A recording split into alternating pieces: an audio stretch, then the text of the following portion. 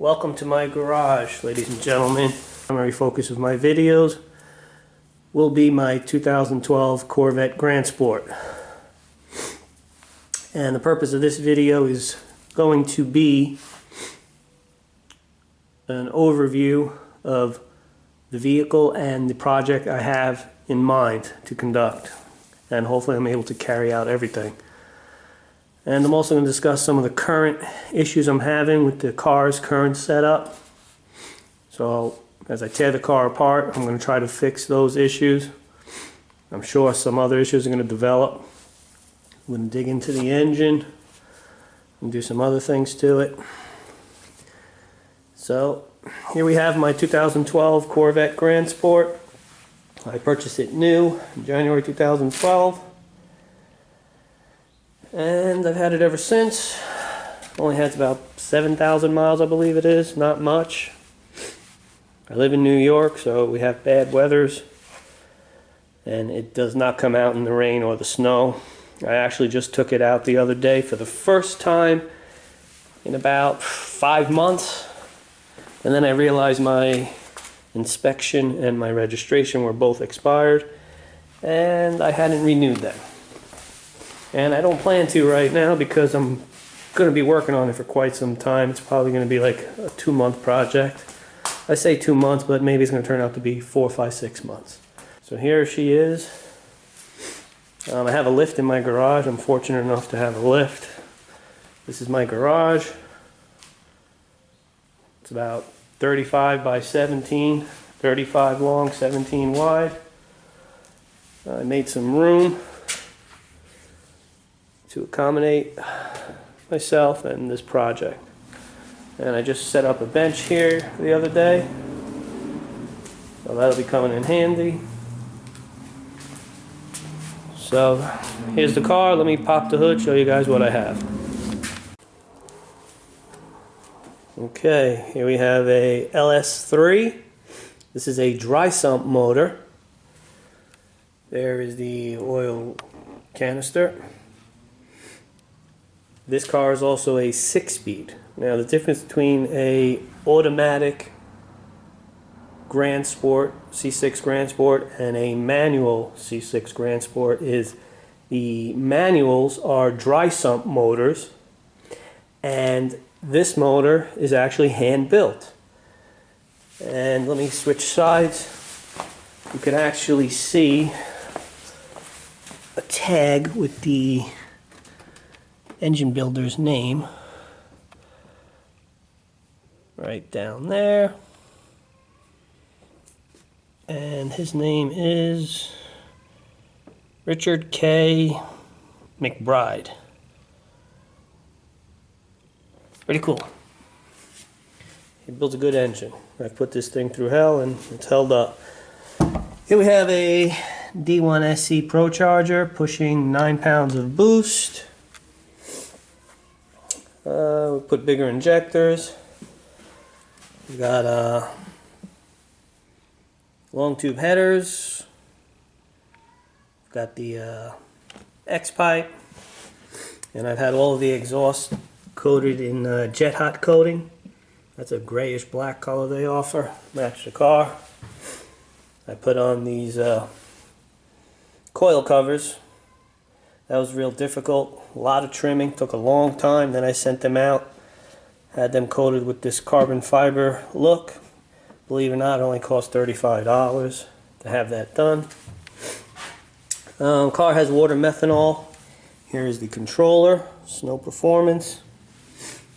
And I changed the setup a couple of times, but this is the best setup I've come up with so far.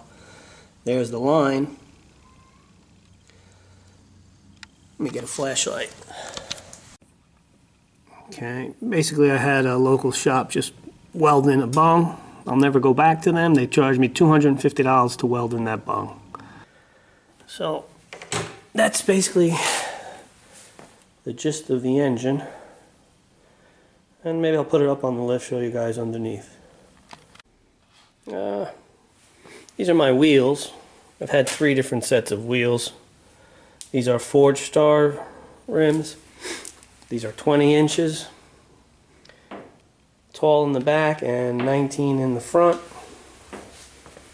They look pretty good. Again, these are my third set of wheels. I wasn't happy with the other two sets of wheels. You gotta have good wheels. Wheels will make or break a car. Then I put these carbon fiber side skirts here. And the front splitter, carbon fiber as well. This was a pain in the neck to install. Didn't have enough mounting points. I had to drill holes into the bottom. Try to line those holes up with holes already in the front fascia. I didn't want to drill holes, but I got it in there. It's a pain in the neck. So let's take it back up.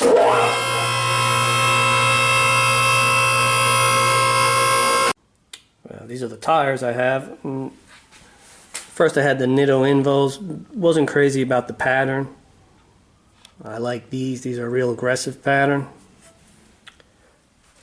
These tires were actually made, I believe it was in 2009 for the Dodge Viper GTS. And they only made them for 1 or 2 years and they were discontinued. I was lucky to find the rears brand new, never used. They were expensive, they weren't that cheap. And these are Proxies T1R by Toyo. And I got the same tires on the front. Obviously they're smaller, but looks pretty good. Happy with the aggressive tread pattern. And they don't grip really well on cold streets, but when you've got this much power in a lightweight vehicle, that's to be expected. They're just everyday tires. Okay. Here's a shot of the undercarriage. Those are my headers. You can see they're jet hot coated. There's the X pipe, intermediate pipe, whatever you want to call it. Now I do have these stock mufflers on here, but these are the dual mode mufflers. And this thing sounds incredible and it screams pretty loud. Well, let me show you some of the issues I'm having. And I pray to God I'm able to resolve this one, because this one's driving me nuts. I always have oil at the very bottom of my intercooler. Now, wedged in between the intercooler and the air conditioning condenser and the radiator. I don't know if we could get up in there. Is an oil cooler.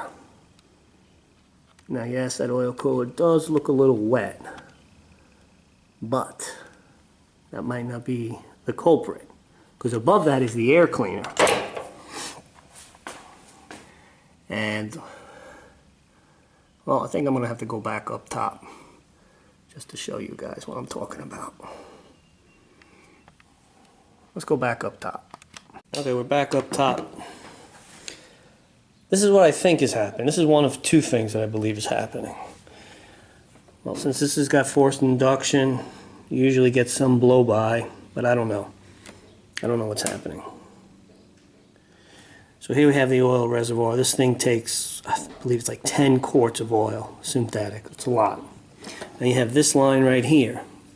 This line runs to the front of the air cleaner.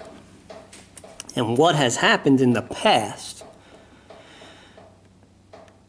is, I don't know if the Procharger is creating such a big vacuum that it's sucking oil all the way from up here down the hose into the air cleaner. So what has happened in the past is I got oil coming in through this line to the front of the air cleaner. Some of the oil does enter into the Procharger, has entered into the Procharger, but the majority of the oil collects in here, drips through the paper element and then is dripping down. And the oil is only on the intercooler itself. That's the intercooler right there. So I'm not sure, but maybe the Procharger is creating so much vacuum that it's actually pulling it out. So what I've done to try to resolve that is, this holds 10 quarts, I believe it is. I have it down to about 8.5 quarts, not going to hurt the motor, and it's doesn't seem to be, and that seems to be helping because it doesn't seem to be dripping oil like it used to through the element. But there still is oil, and if I take it for a ride, which I took it for a ride the other day for about 10 minutes, and there was fresh oil. I put my hand underneath here, touched the bottom of the air cleaner, it's dry. So I don't know if that oil cooler might have a leak too.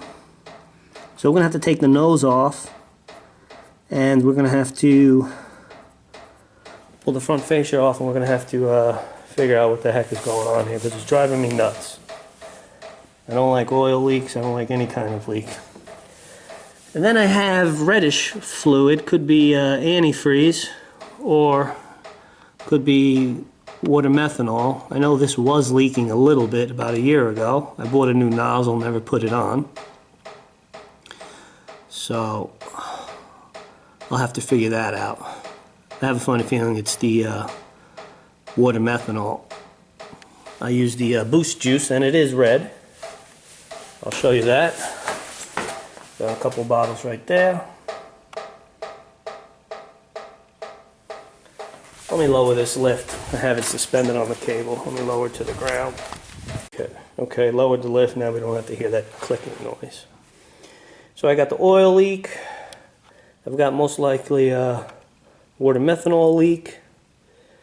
And what was the other issue I'm having? Okay, so I'm having the oil leak issue, and then I'm having what I believe is most likely water methanol leak issue. So hopefully we're going to take care of those issues. Now what I want to do is I want to get a set of heads from Texas Speed. Don't know which ones yet, but I'm going to order them next week. And then I'm going to get, they have 3 blower cans that they offer, stage 1, stage 2, stage 3. I'm not going with stage 1, that's for sure, but I'm not sure if I'm going with stage 2 or stage 3. So I want to do the heads, the cam. Want to do a fuel pump. I would like to do the E85 conversion, but I don't know if that's going to happen because we do not have, where I live here in New York, I cannot find one gas station that sells E85. Now yes, you can go on the internet or Google and you can search, and it'll tell you there's about 10 around my house. I've called them, I've gone to them, they do not carry it, so that's not really accurate. So I'd like it to be corn fed, but I don't know. So I'm going to do heads, cam, fuel system. Maybe I'll do roller rockers too, I don't know. And what else? I also like to do, maybe we could do the coil packs. We'll do some wires and plugs, get some better plugs in there, help it build a little more spark. Maybe in the future, another year or two, I'll just pull the whole motor out and do the lower end. Put like a Texas Speed 408 or 416 in there with lower compression so we could throw more boost at it. The D1SC Procharger is good for up to, I believe it's 950 horsepower. So that could probably stay a little longer. Oh, here is the other problem I've been having. Okay, I like the Procharger, I love how it sounds, like how it performs, but I get a lot of belt slippage, and this belt has fallen off in the past. As you can see from under the hood, when the belt fell off one time, it chew into the cover, the insulation cover on the underside of the hood. Not good. Now, if you look down here, I always see See all that black material? That's actually the belt. The belt it's chewing itself up. It's all over the engine. Always wiping it down. You can see it right there too. So I got the belt falling off. And then, now if we look down here, see where I put a little bit of red paint and see where that boss has been chewed up a bit? Now look at the inside of the tensioner pulley. Look how chewed up that is. So what's happening is the pulley, the tensioner pulley, is rearing up so much this way, and then the inside of the pulley is striking that boss. Now yes, you could just grind down that boss, but you know what? I don't like to do things like that. That's not the right way. I want to resolve it and figure out why this is happening. So my first thought was, this must be bad. Contacted Procharger, they sent me a replacement, put it in, maybe the spring broke or something. Still had the same problem. Got a third one, still has the same problem. Not knocking Procharger, but for some reason this is happening on my vehicle. Don't know why. Nothing against Procharger, I love them. Actually, they sent me these tensioner pulleys and this assembly. They sent it to me for free each time. Never gave me an issue. And it doesn't matter what setting I put it on though. If I crank it up all the way or loosen it, doesn't matter where I set this at, I still get this belt slippage, and the belt has fallen off several times in the past. So what I did was do a little research, and A&A Corvette, they work with Vortec, and then they put their own components on there and they sell them. Okay, so I contacted A&A Corvette after I did some research, and A&A Corvette makes a Procharger bracket, and it's completely different than this setup, and it has two pulleys, I believe it is, two tensioner pulleys, and they actually have it, it's in the box. That box right there, that's the Procharger bracket. But you know, I'll show you guys all that later when I get to it. Right now this is just an overview to familiarize yourself with this car, some of the issues in the project and what I'd like to do. Hopefully I'm able to accomplish everything. So I guess that's it. Maybe you guys would like to hear this thing start. Sounds pretty cool. You know, it's a stock motor, basically. But stock internals. So we'll fire it up, let you hear it.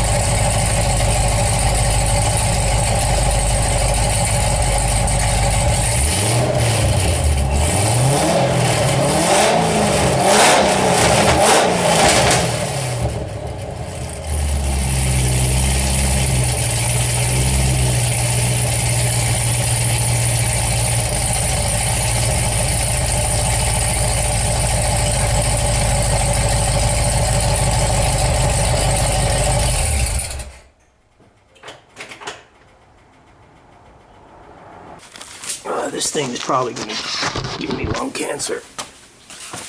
The exhaust fumes in the garage is terrible.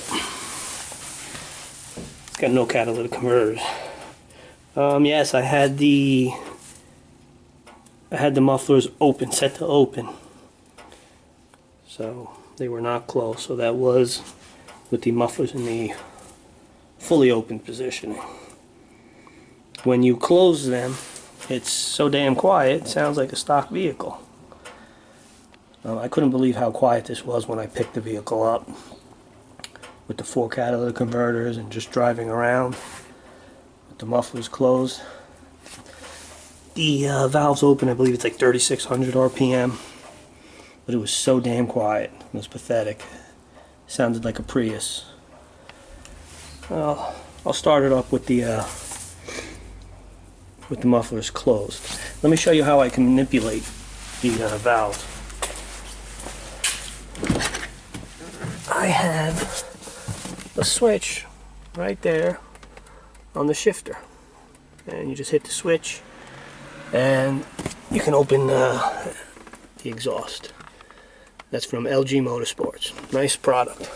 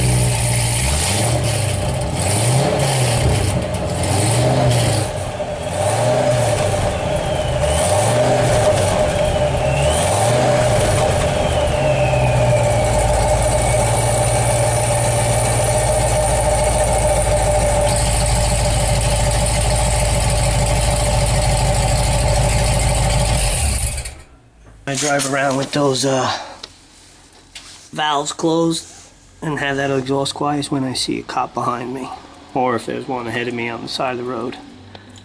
Other than that, I leave them open all the time. I'm sure you all would do the same. So there you have it, guys and girls. That's my car. I showed you guys what it currently has, and hopefully I'm able to complete everything I would like to. So please click the like button and the subscribe button. I don't know what that even does. This is my first video, but I hear everybody saying, so please do that. I'm sure it does something good. And I'll show you guys another video real soon. Thank you for watching.